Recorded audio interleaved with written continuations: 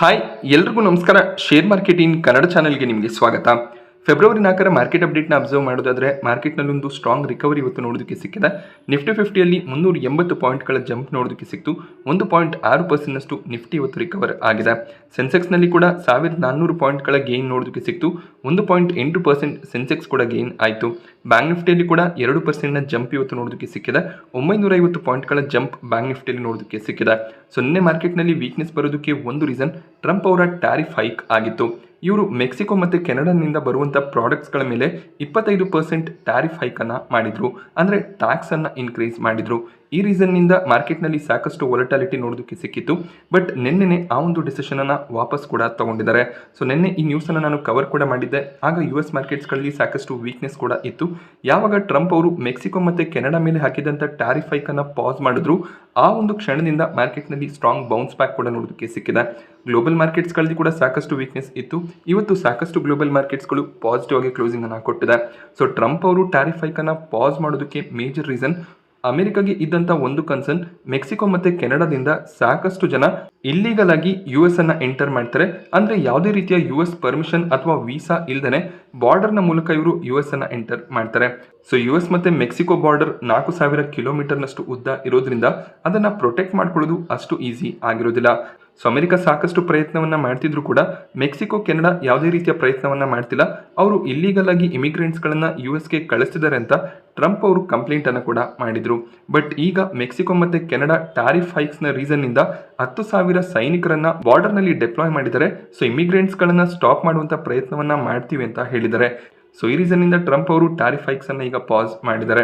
But ಮತ್ತೆ ಇವರು tariff ಹೈಕ್ಸನ್ನು ಹಾಕ್ಬೋದು, ಆಗ ಮತ್ತೆ ಮಾರ್ಕೆಟ್ನಲ್ಲಿ ವೀಕ್ನೆಸ್ ಬರುವಂಥ ಚಾನ್ಸಸ್ ಕೂಡ ಇರುತ್ತೆ. ಬಟ್ ಸದ್ಯಕ್ಕೆ ಈ ಡಿಸಿಷನನ್ನು ಟ್ರಂಪ್ ಅವರು ವಾಪಸ್ ತಗೊಂಡಿರೋದ್ರಿಂದ ಮಾರ್ಕೆಟ್ನಲ್ಲಿ ರಿಕವರಿ ನೋಡೋದಕ್ಕೆ ಸಿಕ್ಕಿದೆ. ಹಾಗೆ ಮೇಜರ್ ಆಗಿ ಇವತ್ತು ಆಟೋ ಆನ್ಸಿಲರಿ ಅಥವಾ ಆಟೋ ಪಾರ್ಟ್ ಕಂಪನಿಗಳ ಸ್ಟಾಕ್ ಪ್ರೈಸ್ನಲ್ಲಿ ಒಳ್ಳೆ ಒಂದು ಜಂಪ್ ನೋಡೋದಕ್ಕೆ ಸಿಕ್ತು. Especially Sona BLW, Motherson Sumi international ಈ ಸ್ಟಾಕ್ಗಳಲ್ಲಿ ಸ್ಟ್ರಾಂಗ್ ಅಪ್ಸೈಡ್ ನೋಡೋದಕ್ಕೆ ಸಿಗ್ತದೆ. ಸೊ ಈ ಕಂಪನಿಗಳ ಸಬ್ಸಿಡರಿ ಕಂಪನೀಸ್ ಮೆಕ್ಸಿಕೋನಲ್ಲಿ ಕೆಲಸ ಮಾಡ್ತಾರೆ. ಮೆಕ್ಸಿಕೋನಿಂದ ಹೆಚ್ಚಿನ ಒಂದು ರೆವೆನ್ಯೂಸನ್ನು ಕೂಡ ಮದರ್ಸನ್ ಸುಮಿ, ಸೋನಾ BLW ಜನರೇಟ್ ಮಾಡ್ತಾರೆ. ಟ್ಯಾರಿಫ್ ಹೈಕ್ ಅಥವಾ ಟ್ಯಾಕ್ಸ್ ಹೈಕ್ ಆಗುತ್ತೆ ಅಂದಾಗ ಈ ಎರಡೂ ಕಂಪನಿಗಳ ಪ್ರಾಫಿಟಬಿಲಿಟಿ ಮೇಲೆ ಹೊಡೆತ ಬೀಳ್ತಿತ್ತು. ಬಟ್ ಈಗ ಟ್ಯಾಕ್ಸ್ ರೇಟ್ಸ್ ಪಾಸ್ ಆಗಿರೋದ್ರಿಂದ ಎರಡೂ ಕಂಪನಿಗಳ ಪ್ರಾಫಿಟಬಿಲಿಟಿ ಮೇಲೆ ಯಾವುದೇ ರೀತಿಯ ಪ್ರಾಬ್ಲಮ್ಸ್ ಇರೋದಿಲ್ಲ. ಈ ರೀಸನ್ನಿಂದ ಸ್ಟಾಕ್ ಪ್ರೈಸ್ನಲ್ಲಿ ಜಂಪ್ ನೋಡೋದಕ್ಕೆ ಸಿಕ್ಕಿದೆ. ಇದು ಸದ್ಯಕ್ಕೆ ಸಿಕ್ಕಂಥ ಒಂದು ರಿಲೀಫ್ ಆಗಿರುತ್ತೆ. ಅದೇ ರೀತಿಯಲ್ಲಿ ಟ್ರಂಪ್ ಅವರು ಚೈನಾದಿಂದ ಬರುವಂಥ ಪ್ರಾಡಕ್ಟ್ಸ್ಗಳ ಮೇಲೆ ಕೂಡ ಅಡಿಷನಲ್ 10% ಟ್ಯಾಕ್ಸನ್ನು ಹಾಕಿದ್ರು. ಅದನ್ನು ವಾಪಸ್ ತಗೊಂಡಿಲ್ಲ. ಇದರಿಂದ ಚೈನಾ ಈಗ US ನಿಂದ ಏನು ಗೂಡ್ಸ್ ಚೈನಾಗೆ ಬರುತ್ತೆ, ಎಸ್ಪೆಷಲಿ ಕೋಲ್ ಆಗಿರ್ಬೋದು, LNG, ಕ್ರೂಡ್ ಆಯಿಲ್ ಈ ರೀತಿಯ ಪ್ರಾಡಕ್ಟ್ಗಳ ಮೇಲೆ 10-15% ಟ್ಯಾರಿಫನ್ನು ಇನ್ಕ್ರೀಸ್ ಮಾಡಿದ್ದಾರೆ. ಸೊ ಇದನ್ನೇ ನಾವು ಟ್ರೇಡ್ ವಾರ್ ಅಂತ ಕರಿತೀವಿ. US ಚೈನಾ ಪ್ರಾಡಕ್ಟ್ಸ್ಗಳ ಮೇಲೆ ಟ್ಯಾರಿಫ್ ಹೈಕನ್ನು ಮಾಡಿದರೆ ಚೈನಾ ಕೂಡ US ನಿಂದ ಚೈನಾಗೆ ಬರುವಂಥ ಪ್ರಾಡಕ್ಟ್ಸ್ಗಳ ಮೇಲೆ ಟ್ಯಾರಿಫ್ ಹೈಕನ್ನು ಮಾಡ್ತಿದ್ದಾರೆ. ಸೊ ಈ ರೀತಿಯಲ್ಲಿ ಟ್ರೇಡ್ ವಾರ್ಸ್ ಸ್ಟಾರ್ಟ್ ಆದರೆ ಅದು ಎಕಾನಮಿಗೆ ಅಷ್ಟು ಪಾಸಿಟಿವ್ ಆಗಿರೋದಿಲ್ಲ. ಸೊ ನೋಡಬೇಕಾಗುತ್ತೆ US ಮತ್ತು ಚೈನಾ ಈ ಒಂದು ಟ್ರೇಡ್ ವಾರನ್ನು ಎಂಡ್ ಮಾಡ್ತಾರೆ ಅಥವಾ ಇದೇ ರೀತಿಯ ಒಂದು ಫೈಟ್ಸ್ ನಡೀತಿರುತ್ತೆ ಅಂತ. ನಿಫ್ಟಿಯ ಟಾಪ್ ಗೇನರ್ಸ್ ಮತ್ತು ಲೂಸರ್ಸ್ ಅನ್ನು ಅಬ್ಸರ್ವ್ ಮಾಡಿದಾಗ ಶ್ರೀರಾಮ್ ಫಿನಾನ್ಸ್ ಇವತ್ತು ಟಾಪ್ ಗೇನರ್ ಆಗಿತ್ತು. Shriram finance either top loser ಅಥವಾ ಟಾಪ್ ಗೇನರ್ ಲಿಸ್ಟ್ನಲ್ಲಿ ನೋಡೋದಕ್ಕೆ ಸಿಗ್ತಿರುತ್ತೆ. ಈ ಸ್ಟಾಕ್ನಲ್ಲಿ ಸಾಕಷ್ಟು ಆಕ್ಷನ್ ಕೂಡ ಇರುತ್ತೆ. ಇವತ್ತು ಸ್ಟಾಕ್ 5.5% ಗೇನ್ ಆಗಿದೆ. L&T ಸ್ಟಾಕ್ ಪ್ರೈಸ್ನಲ್ಲಿ ಕೂಡ 5% ಅರೌಂಡಲ್ಲಿ ಜಂಪ್ ನೋಡೋದಕ್ಕೆ ಸಿಕ್ತು. ಇದಕ್ಕೆ ರೀಸನ್ L&T ಸೌತ್ ಆಫ್ರಿಕಾನಲ್ಲಿ ಒಂದು ಐರನ್ ಓರ್ ಪ್ಲಾಂಟ್ ಅನ್ನು ಸ್ಟಾರ್ಟ್ ಮಾಡಬೇಕು ಅಂತ ಇದ್ದಾರೆ. ರೀಸೆಂಟ್ ಆಗಿ ಇವರಿಗೆ 5,000ರಿಂದ 10,000 ಕೋಟಿಯ ಆರ್ಡರ್ ಆಫ್ರಿಕನ್ ಕಂಟ್ರಿಯಿಂದ ಬಂದಿದೆ. ಆದ್ರಿಂದ ಐರನ್ ಓರ್ ಪ್ಲಾಂಟ್ ಅನ್ನ ಆಫ್ರಿಕಾನಲ್ಲಿ ಸ್ಟಾರ್ಟ್ ಮಾಡಬೇಕು ಅಂತ ಇದ್ದಾರೆ. ಈ ನ್ಯೂಸ್ನಿಂದ ಸ್ಟಾಕ್ ಪ್ರೈಸ್ನಲ್ಲಿ ಒಳ್ಳೆ ಒಂದು ಜಂಪ್ ಕೂಡ ನೋಡೋದಕ್ಕೆ ಸಿಕ್ತು. BLನಲ್ಲಿ ಒಳ್ಳೆ ಒಂದು ರಿವರ್ಸಲ್ ಇವತ್ತು ನೋಡೋದಕ್ಕೆ ಸಿಕ್ಕಿದೆ. ಸಾಕಷ್ಟು ವೀಕ್ನೆಸ್ ಡಿಫೆನ್ಸ್ ರೈಲ್ವೆ ಸ್ಟಾಕ್ಗಳಲ್ಲಿ ಬಂದಿತ್ತು. ಬಟ್ ಇವತ್ತು ಸ್ವಲ್ಪ ರಿಕವರಿ ಬಂದಿದೆ. 4% BL ಕೂಡ ರಿಕವರ್ ಆಯಿತು. ಅದಾನಿ ಪೋರ್ಟ್, ಇಂಡಸ್ಇಂಡ್ ಬ್ಯಾಂಕ್ನಲ್ಲಿ ಕೂಡ 3.5% ಜಂಪ್ ನೋಡೋದಕ್ಕೆ ಸಿಗ್ತದೆ. ಟಾಪ್ ಲೂಸರ್ಸ್ ಲಿಸ್ಟ್ನಲ್ಲಿ ಟ್ರೆಂಡ್ ನೋಡೋದಕ್ಕೆ ಸಿಕ್ತು. ಕನ್ಸ್ಯೂಮರ್ ಗುಡ್ ಸ್ಟಾಕ್ಗಳಲ್ಲಿ ಒಳ್ಳೆ ಒಂದು ಮೊಮೆಂಟಮ್ ಇತ್ತು. ಬಟ್ ಇವತ್ತು ಪ್ರಾಫಿಟ್ ಬುಕಿಂಗ್ ಬರ್ತಿದೆ. ಸೊ ನ್ಯೂಸ್ ಬೇಸಿಸ್ ಮೇಲೆ ಸ್ಟಾಕ್ ಸ್ವಲ್ಪ ಗೇನ್ ಆಗುತ್ತೆ. ಅದಾದಮೇಲೆ ಅದೇ ರೀತಿಯಲ್ಲಿ ಪ್ರಾಫಿಟ್ ಬುಕಿಂಗ್ ಕೂಡ ಬರುತ್ತೆ. ಇವತ್ತು 6.5% ಟ್ರೆಂಡ್ ಕರೆಕ್ಟ್ ಆಗಿದೆ. ಹಾಗೆ FMCG ಸೆಕ್ಟರ್ನಲ್ಲಿ ಕೂಡ ಪ್ರಾಫಿಟ್ ಬುಕಿಂಗ್ ಬರ್ತಿದೆ. ಬ್ರಿಟಾನಿಯಾ, ನೆಸ್ಲೆ ಕೂಡ ಇವತ್ತು ಕರೆಕ್ಟ್ ಆಯಿತು. ಹೀರೋ ಮೊಟೋಕಾಪ್, ಐಶರ್ ಮೋಟಾರ್ಸ್, ಆಟೋ ಸೆಕ್ಟರ್ನ ಸ್ಟಾಕ್ಗಳಲ್ಲಿ ಕೂಡ ವೀಕ್ನೆಸ್ ಬಂದಿದೆ. ಬಜೆಟ್ ನ್ಯೂಸ್ನಿಂದ ಯಾವೆಲ್ಲ ಸ್ಟಾಕ್ಗಳು ಗೇನ್ ಆಗಿತ್ತು ಆ ಸ್ಟಾಕ್ಗಳಲ್ಲಿ ಪ್ರಾಫಿಟ್ ಬುಕಿಂಗ್ ಬರ್ತಿದೆ. ಏಷ್ಯನ್ ಪೇಂಟ್ಸ್ ಇವತ್ತು ಫೋಕಸ್ನಲ್ಲಿದ್ದಂಥ ಸ್ಟಾಕ್ ಆಗಿತ್ತು. ಸ್ಟಾಕ್ ಇವತ್ತು 2.5% ಗೇನ್ ಆಗಿದೆ. ಕಂಪನಿ ತಮ್ಮ Q3 ರಿಸಲ್ಟ್ ಅನ್ನು ಡಿಕ್ಲೇರ್ ಮಾಡಿದ್ದಾರೆ. ಇವರ profits year on year 23% fall ಆಗಿದೆ. ಬಟ್ ಬ್ರೋಕರೇಜ್ಗಳ ಎಸ್ಟಿಮೇಷನ್ಸ್ ಏನಿತ್ತು ಅದೇ ಪ್ರಕಾರ ಏಷ್ಯನ್ ಪೇಂಟ್ಸ್ ರಿಸಲ್ಟ್ ಅನ್ನು ಡಿಕ್ಲೇರ್ ಮಾಡಿದ್ದಾರೆ. ಏಷ್ಯನ್ ಪೇಂಟ್ಸ್ನ ರೆವೆನ್ಯೂ 7,321 ಕೋಟಿ ಡಿಕ್ಲೇರ್ ಆಗಿದೆ. ಡಿಸೆಂಬರ್ 2023ರಲ್ಲಿ 7,913 ಕೋಟಿಯ ರೆವೆನ್ಯೂ ಡಿಕ್ಲೇರ್ ಆಗಿತ್ತು. So revenue year on year fall ಆಗ್ತದೆ, ಬಟ್ ಕ್ವಾರ್ಟರ್ ಕಂಪೇರ್ ಮಾಡಿದಾಗ ರೆವೆನ್ಯೂಸ್ ಇನ್ಕ್ರೀಸ್ ಆಗಿದೆ. ಹಾಗೆ ಆಪರೇಟಿಂಗ್ ಪ್ರಾಫಿಟ್ಸ್ ಅನ್ನು ಅಬ್ಸರ್ವ್ ಮಾಡಿದಾಗ ಕೂಡ operating profit year on year fall ಆಗ್ತದೆ. ಕ್ವಾರ್ಟರ್ ಕಂಪೇರ್ ಮಾಡಿದಾಗ ಆಪರೇಟಿಂಗ್ ಪ್ರಾಫಿಟ್ಸ್ ಇನ್ಕ್ರೀಸ್ ಆಗಿದೆ.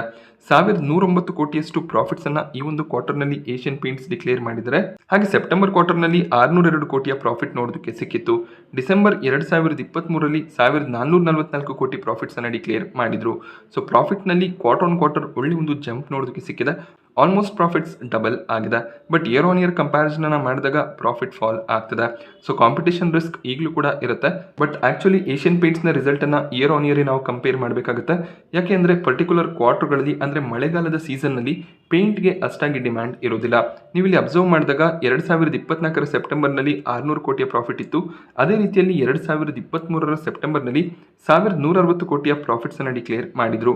ಬಟ್ ಜೂನ್ ಮತ್ತೆ ಡಿಸೆಂಬರ್ ಕ್ವಾರ್ಟರ್ನಲ್ಲಿ ಅಬ್ಸರ್ವ್ ಮಾಡಿದಾಗ ಪ್ರಾಫಿಟ್ಸ್ ಸಡನ್ ಆಗಿ ಇನ್ಕ್ರೀಸ್ ಆಗುತ್ತೆ. ಹಾಗೆ 2022ರ ಸೆಪ್ಟೆಂಬರ್ನಲ್ಲಿ 763 ಕೋಟಿಯ ಪ್ರಾಫಿಟ್ಸ್ ಇತ್ತು.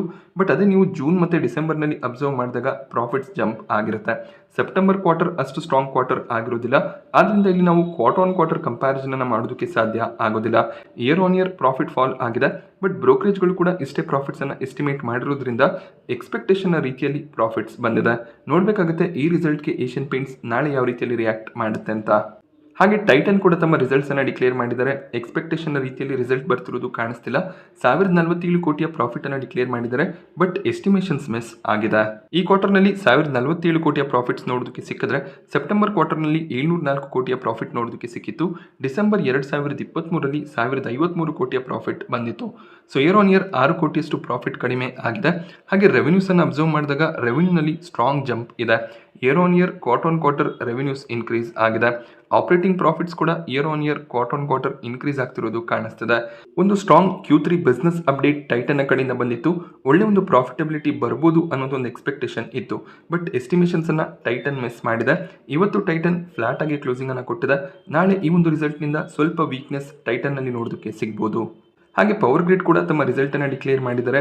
ಪವರ್ ಗ್ರಿಡ್ನ ಕಡೆಯಿಂದ ಕೂಡ ಅಷ್ಟು ಸ್ಟ್ರಾಂಗ್ ರಿಸಲ್ಟ್ ನೋಡೋದಕ್ಕೆ ಸಿಗಲಿಲ್ಲ. 199 ಕೋಟಿ ಪ್ರಾಫಿಟ್ಸ್ ಅನ್ನ ಈ ಒಂದು ಕ್ವಾರ್ಟರ್ನಲ್ಲಿ ಪವರ್ ಗ್ರಿಡ್ ಡಿಕ್ಲೇರ್ ಮಾಡಿದ್ದಾರೆ. ಲಾಸ್ಟ್ ಕ್ವಾರ್ಟರ್ನಲ್ಲಿ 229 ಕೋಟಿಯ ಪ್ರಾಫಿಟ್ ಇತ್ತು.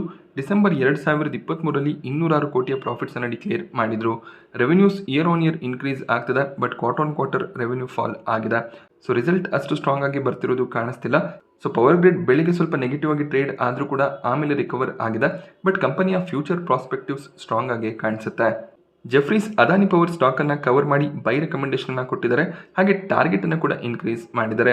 660ರ ಟಾರ್ಗೆಟ್ ಪ್ರೈಸ್ ಅನ್ನು ಕೂಡ ಜೆಫ್ರೀಸ್ ಈ ಒಂದು ಸ್ಟಾಕ್ ನಲ್ಲಿ ಕೊಡ್ತಿದ್ದಾರೆ. ಇದಕ್ಕೆ ರೀಸನ್ NTPC ಬಿಟ್ರೆ ಅದಾನಿ ಪವರ್ ಭಾರತದಲ್ಲಿ second highest power generation company ಆಗಿರುತ್ತೆ. ಹಾಗೆ ಇವರು ತಮ್ಮ ಕೆಪಾಸಿಟಿಯನ್ನು ಕೂಡ ಎಕ್ಸ್ಪ್ಯಾಂಡ್ ಮಾಡ್ತಾ ಹೋಗ್ತಿದ್ದಾರೆ.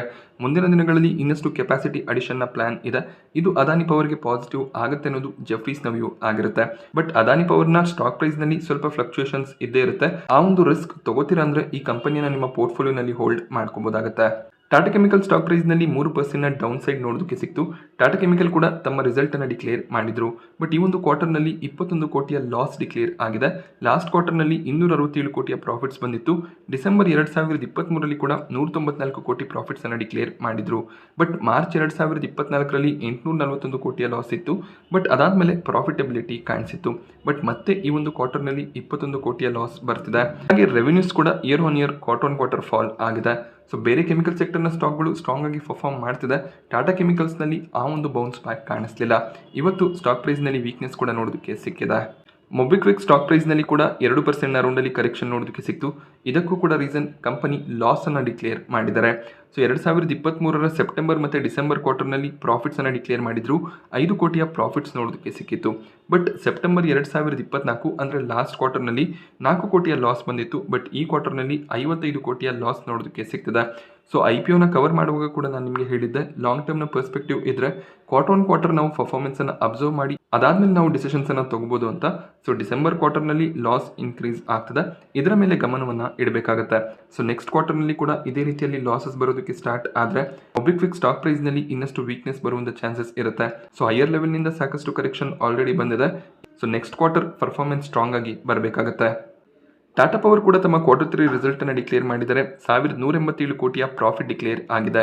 ರೆವೆನ್ಯೂ ಕೂಡ ಇಯರ್ ಆನ್ ಇಯರ್ 5% ಇನ್ಕ್ರೀಸ್ ಆಗಿದೆ. ಕ್ವಾರ್ಟರ್ ಆನ್ ಕ್ವಾರ್ಟರ್ ರೆವೆನ್ಯೂ ಸ್ವಲ್ಪ ಫಾಲ್ ಆಗ್ತಿರೋದು ಕಾಣಿಸ್ತಿದೆ. 1093 ಕೋಟಿಯ ಪ್ರಾಫಿಟ್ ಸೆಪ್ಟೆಂಬರ್ 2024ರಲ್ಲಿ ಡಿಕ್ಲೇರ್ ಆಗಿತ್ತು. ಹಾಗೆ ಡಿಸೆಂಬರ್ 2023ರಲ್ಲಿ 1076 ಕೋಟಿ ಪ್ರಾಫಿಟ್ಸ್ ಅನ್ನು ಡಿಕ್ಲೇರ್ ಮಾಡಿದ್ರು. ಸೊ ಪ್ರಾಫಿಟಬಿಲಿಟಿ ಸ್ಟ್ರಾಂಗ್ ಆಗಿ ಕಾಣಿಸ್ತಿದೆ. Year on year revenue growth ಕೂಡ ಸ್ಟ್ರಾಂಗ್ ಆಗಿ ಬಂದಿದೆ. ಟಾಟಾ ಪವರ್ ಇವತ್ತು 2% ಗೇನ್ ಆಗಿದೆ. ಒಂದು ಸ್ಟ್ರಾಂಗ್ ರಿಸಲ್ಟ್ ಆಗಿ ಕನ್ಸಿಡರ್ ಆಗುತ್ತೆ. ನೋಡಬೇಕಾಗುತ್ತೆ ಟಾಟಾ ಪವರ್ ಈ ಒಂದು ರಿಸಲ್ಟ್ಗೆ ಯಾವ ರೀತಿಯಲ್ಲಿ ರಿಯಾಕ್ಟ್ ಮಾಡುತ್ತೆ ಅಂತ. ಹಾಗೆ ಕಂಟಿನ್ಯೂಸ್ 23 ಟ್ರೇಡಿಂಗ್ ಸೆಷನ್ಸ್ಗಳ ನಂತರ FIIs ಕಡೆಯಿಂದ ನೆಟ್ ಬೈಯಿಂಗ್ ನೋಡೋದಕ್ಕೆ ಸಿಕ್ತು. 809 ಕೋಟಿ ಅಮೌಂಟ್ನ ಶೇರ್ಸ್ಗಳನ್ನು FIIs ಬೈ ಮಾಡ್ಕೊಂಡಿದ್ದಾರೆ. ಸೊ FIIs ನೆಟ್ ಬೈಯರ್ಸ್ ಆಗಿದ ತಕ್ಷಣ DIIs ಕಡೆಯಿಂದ ನೆಟ್ ಸೆಲ್ಲಿಂಗ್ ಕಾಣಿಸ್ತಿದೆ. 430 ಕೋಟಿ ಅಮೌಂಟ್ನ ನೆಟ್ ಸೆಲ್ಲಿಂಗ್ DIIs ಕಡೆಯಿಂದ ಬಂತು. ಸೊ ಟ್ಯಾರಿಫ್ ಹೈಕ್ ಪಾಸ್ ಆದ ರೀಸನ್ನಿಂದ FIIs ಸ್ವಲ್ಪ ಬೈಯಿಂಗನ್ನು ಮಾಡ್ಕೊಂಡಿರ್ಬೋದು. ಹಾಗೆ RBIನ ರೇಟ್ ಕಟ್ ಡಿಸಿಷನ್ಸ್ ಕೂಡ ಫೆಬ್ರವರಿ 7ಕ್ಕೆ ಬರುತ್ತೆ. ಅದು ಕೂಡ ಇಂಡಿಯನ್ ಮಾರ್ಕೆಟ್ಸ್ಗೆ ಇಂಪಾರ್ಟೆಂಟ್ ಆಗುತ್ತೆ. ಡಾಕ್ಟರ್ ಅಗರ್ವಾಲ್ ಹೆಲ್ತ್ ಕೇರ್ ಇವತ್ತು ಮಾರ್ಕೆಟ್ನಲ್ಲಿ ಲಿಸ್ಟ್ ಆಯಿತು. ನಿನ್ನೆ ನೆಗೆಟಿವ್ ಪ್ರೀಮಿಯಂ ಕಾಣಿಸ್ತಿತ್ತು, ಬಟ್ ಸ್ಟಾಕ್ ಫ್ಲಾಟ್ ಆಗಿ ಲಿಸ್ಟ್ ಆಗಿದೆ. ಕಂಪನಿ ಸೆಟ್ ಮಾಡಿದಂಥ ಕಟ್ ಆಫ್ ಪ್ರೈಸ್ 402. ಅದೇ ಒಂದು ಪ್ರೈಸ್ನಲ್ಲಿ ಡಾಕ್ಟರ್ ಅಗರ್ವಾಲ್ಸ್ ಮಾರ್ಕೆಟ್ನಲ್ಲಿ ಲಿಸ್ಟ್ ಆಗಿದೆ. ಲಿಸ್ಟ್ ಆದಮೇಲೆ ಸೆಲ್ಲಿಂಗ್ ಪ್ರೆಷರ್ ಕೂಡ ನೋಡೋದಕ್ಕೆ ಸಿಕ್ತು. 370ರ ಲೋವನ್ನು ಕಂಪನಿ ಟಚ್ ಮಾಡಿತ್ತು. ಆ ಲೆವೆಲ್ನಿಂದ ರಿಕವರ್ ಕೂಡ ಆಗಿ 402ರ ಪ್ರೈಸ್ನಲ್ಲಿ ಕ್ಲೋಸಿಂಗ್ ಕಾಣಿಸ್ತಿದೆ. ಸೊ ಈ ಒಂದು ಕಂಪನಿಯಲ್ಲಿ ಹೆಚ್ಚಾಗಿ QIBs ಎಂಟರ್ ಆಗಿದ್ದಾರೆ. ಸೊ ಯಾರೆಲ್ಲ ರಿಟೇಲ್ ಮತ್ತು HNI ಕ್ಯಾಟಗರಿಯಲ್ಲಿ ಅಪ್ಲೈ ಮಾಡಿದ್ರು ಅವರು ಪ್ಯಾನಿಕ್ನಲ್ಲಿ ಸೆಲ್ಲಿಂಗ್ ಮಾಡಿರುವಂಥ ಚಾನ್ಸಸ್ ಇರುತ್ತೆ.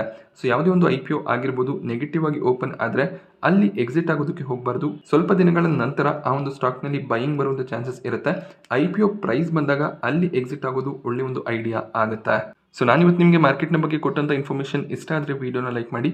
ಹಾಗೆ ಇದೇ ರೀತಿ ಮಾರ್ಕೆಟ್ ಅಪ್ಡೇಟ್ಸ್ಗಳಿಗೋಸ್ಕರ ಚಾನಲ್ನ ಸಬ್ಸ್ಕ್ರೈಬ್ ಮಾಡ್ಕೊಳ್ಳಿ. Thank you friends.